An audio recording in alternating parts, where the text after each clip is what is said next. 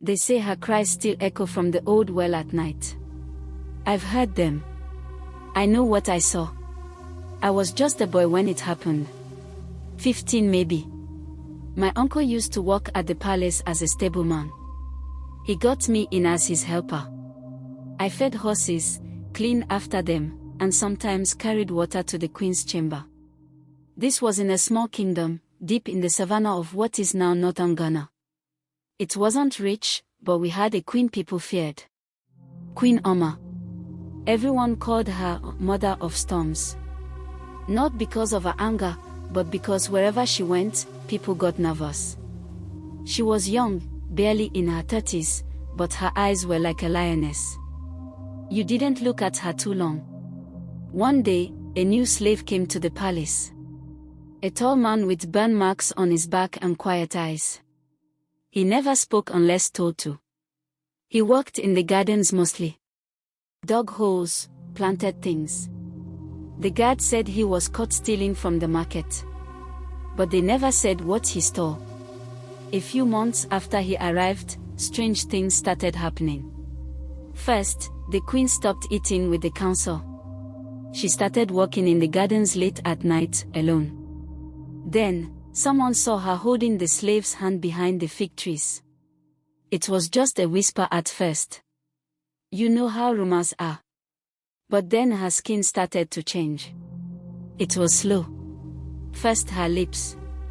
They turned black, like charcoal. Then her hands. At first, the healer said it was a curse, or poison. But when the chief priest was called, he refused to enter her chamber. He just looked at her door and said, "She has broken the old law.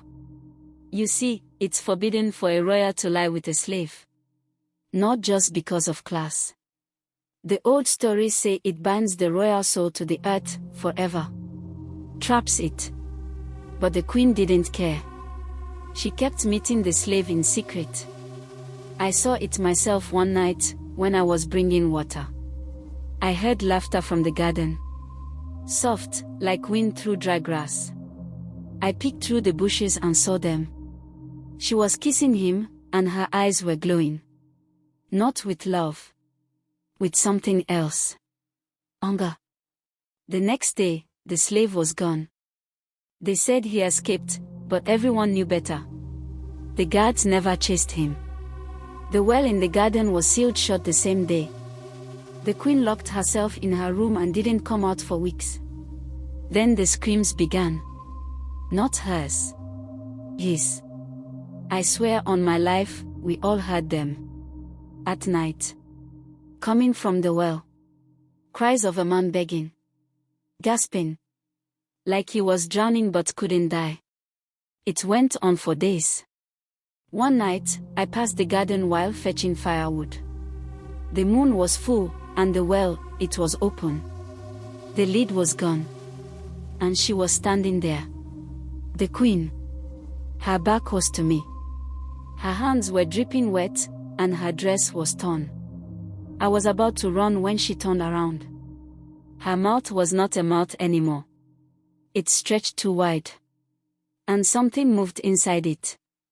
Something that whispered my name. I never went back to the palace after that. I told my uncle I was sick, and we left the next season.